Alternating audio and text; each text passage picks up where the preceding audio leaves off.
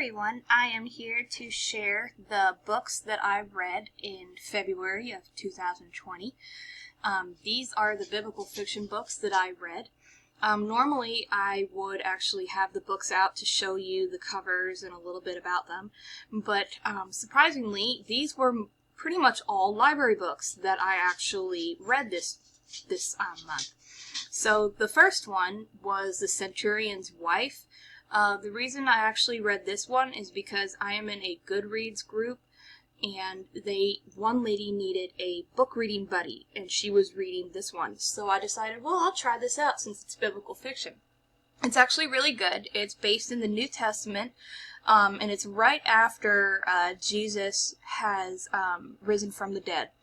And it takes place in that time frame, and it basically revolves around Pontius Pilate trying to figure out, and Herod trying to figure out where the body has gone, where Jesus' body has gone. So they are trying to find anyone that can help investigate this, and they have a Roman soldier that starts investigating this for them, and then the woman that is to become his wife, she starts trying to infiltrate to try to figure out this mystery too, because of Pontius Pilate's wife.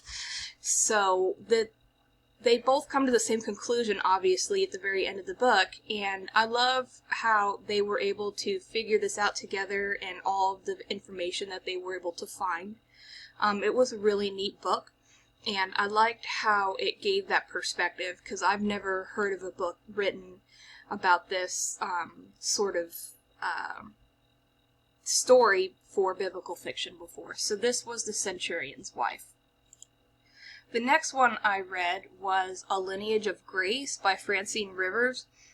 This was also a book club read for one of my book clubs, and this one is a really big book, guys. This is almost 600 pages long, because it was originally five books that were all put into this one big huge book, and they are all about 5 different women that were able to change eternity, and they include Rahab, they include Mary, the mother of Jesus, they include Ruth.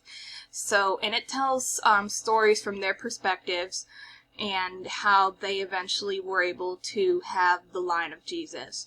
So this is actually a really neat biblical fiction book by Francine Rivers. The next one that I read was In the Field of Grace. This was actually because I run a book club for biblical fiction readers on Facebook, and this was our pick for the month. This is a retelling of the story of Ruth and Boaz by Tessa Ashfar, and this is actually a really neat book. I really enjoyed seeing the perspective of Ruth and Boaz from a different sort of way than you might have thought. Like, for instance, it has that Boaz had originally been married before Ruth, and we all know that Ruth was married before Boaz, but we also know that Boaz is supposed to be older than Ruth. So was he possibly married before? So this story has a little bit of that in it. But I really like Tessa Ashfar's style of writing for biblical fiction. She's one of my favorite biblical fiction authors, so if you guys like the story of Ruth, then I highly suggest this one. This one's a great one. And then my last one that I actually read this month was Love Amid the Ashes by Misu Andrews. This one's actually kind of interesting. This is a retelling of the tale of Job.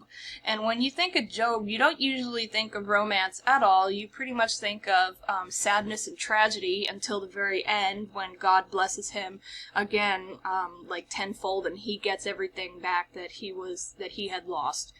But what it goes on to tell was this woman right here is supposed to be Dinah, the woman who was Jacob's daughter,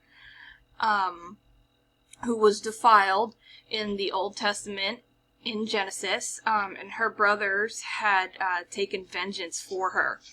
And then this is obviously Job down here. So Job, in the story, he was already married to a woman named Sittis. I think that's how they had it pronounced.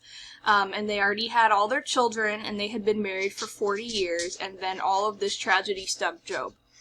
So eventually, through the story, Dinah had actually been brought to the house by Job because Job was going to give her to one of his sons to be his wife. But then, you know how the story in the Bible goes, all of Job's children end up dying. And then all this tragedy hits, and Dinah is sort of stuck in the middle, and she's not really sure what to do. And she's just trying to help care for Job the best that she can.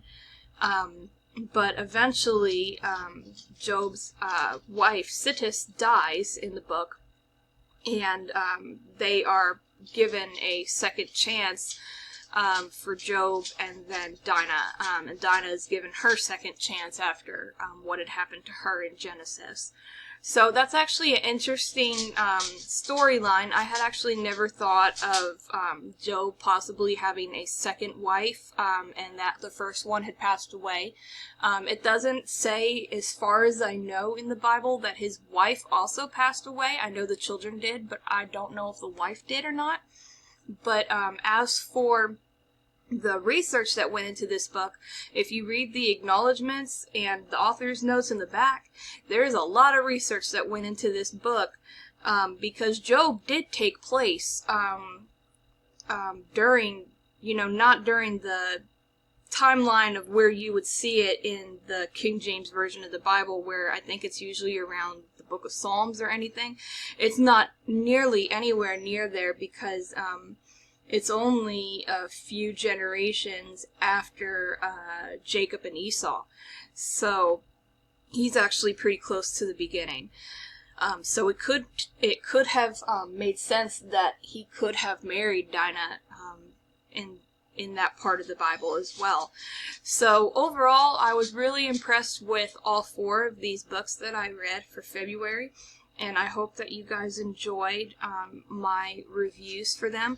If you're interested in joining my biblical fiction book club, I'll have it linked below in the description box. And I will also link the ones that I'm in on Goodreads that read the other books as well. So thank you guys, and I hope you guys enjoyed.